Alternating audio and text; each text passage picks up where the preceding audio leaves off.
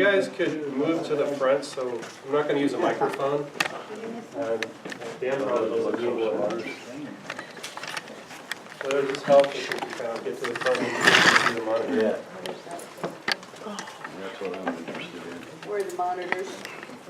Either there. We're too far forward. Oh, over here, Dana. Well, welcome to the City of Wildomar and our second workshop. I just want to take a minute and let you know some of the folks in the audience that are here after or through the workshop. If you want to have some other discussion on this project or other projects, Council Member Moore is in the audience. Our prior councilman, Bob Cashman, is here in the audience. Thank you, Bob, for joining us. Matt Bassey, our planning director, is here. Jeanette Morales, I saw earlier, she may come back. Cameron Luna's in the back, and he's also with our department. Are they going to raise their hands so we can see who they are? They did, so let me point you out again. There's Cameron. Hi, Cameron. Yeah. You're cute. And then there's Matt over here. Hi, Matt. Councilmember Moore.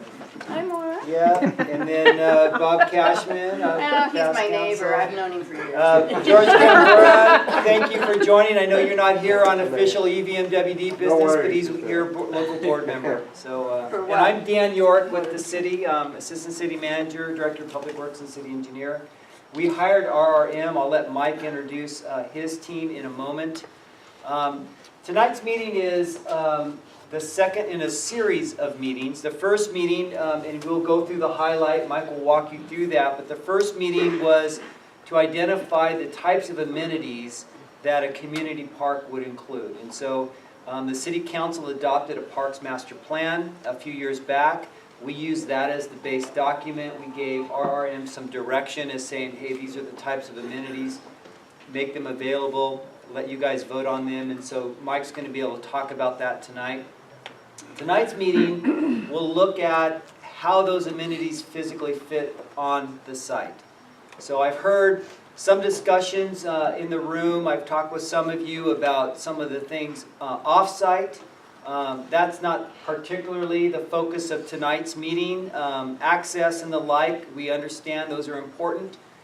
If it's important to you, make sure that on one of the boards we get that noted down, and we'll have that monumented in the meeting notes. But tonight's focus primarily is going to be on the siting of the amenities on the park, getting some more of your feedback. We will have a few more workshops with this same scenario. We'll be at the Egg Extravaganza, so we'll be able to touch a variety of park users at that event.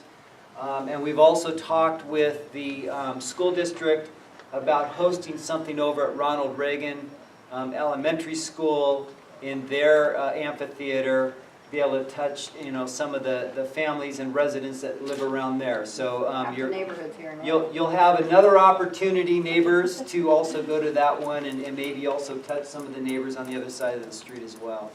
So with that, welcome. I'm going to turn it over to Mike. And there you go. Thank you. Now, I'll just apologize before we start. Kind of rocky this week with whatever this stuff is that's gone around.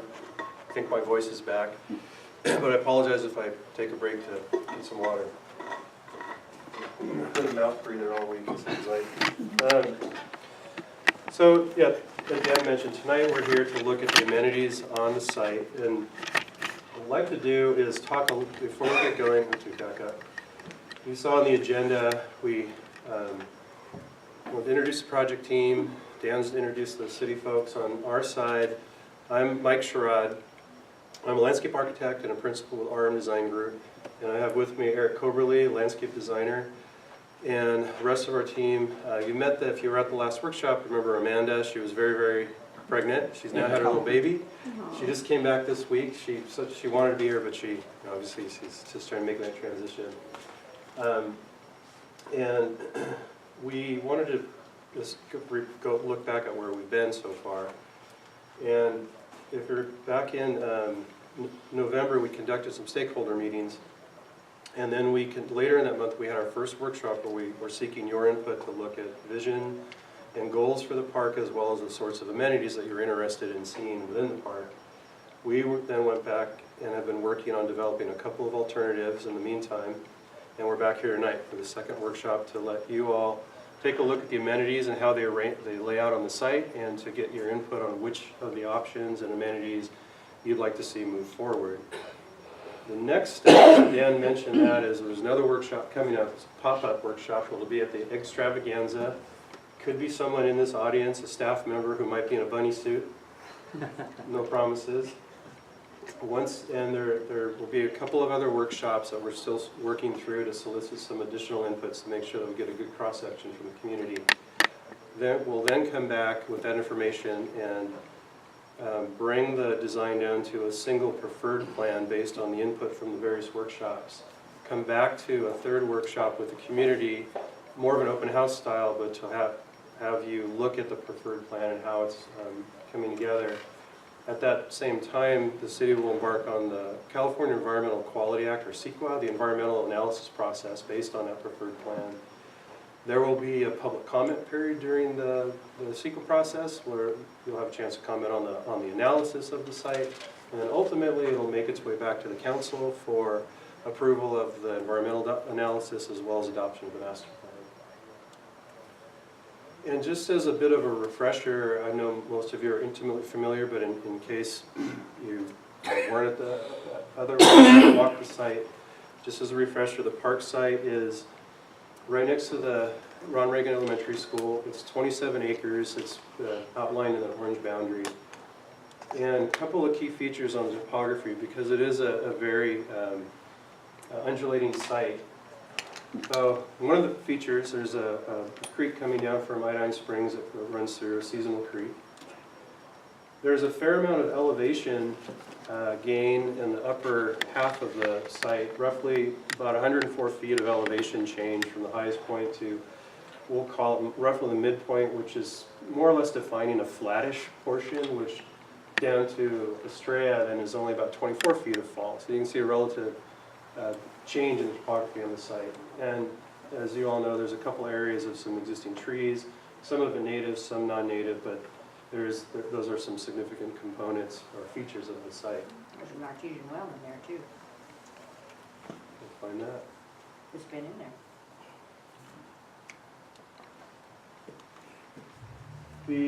We mentioned the stakeholder meetings back in early November of last year. We met with a number of stakeholder groups. We met with police and fire. We met with organized sports organizations. We met with adjacent homeowners associations, representatives from the HOA, and we met with the school district as well as the principal of the elementary school. And we were, in those meetings, we're looking to understand more higher level programming issues they have. Obviously the fire and police, what are the safety issues that you have in mind when thinking about developing the park in this area, and provided some good information. We were able to just note down on the aerial ideas that they had or concerns that they had. We then came back to the community in mid-November, and we reached out to a lot of the folks in this room to help identify the vision and goals for the plan, as well as the amenities that you'd like to see within the park site. And some of you recognize yourself in this photo, so I'll leave that up there for a while. But it was a well-attended workshop. We had a lot of good input. People cycled through, and we were able to capture their information, either drawing on the plan, writing on the comment boards, and we took that information back and we tallied it and brought it into a database. So on the goals and vision, what came from that process is this overriding design theme, which was to develop a natural and organic park with multiple use spaces for all generations. That's the overall goal and vision for the site. And then in terms of the amenities, and you can see the blue bars just by graphic, you can see the number of items were preferred by a larger number of people. The top 8 amenities, which are really the key, was some form of an amphitheater, sports fields, and court sports of some sort. Could be tennis, pickleball, basketball, trails of various forms, bike elements, such as skills courses or mountain bike, skate park, community building, play elements, what could be natural play, more formal playgrounds, but a variety of play elements. and some sort of water play, swimming area. Could be a splash pad, could be aquatic center, could be some combination of those.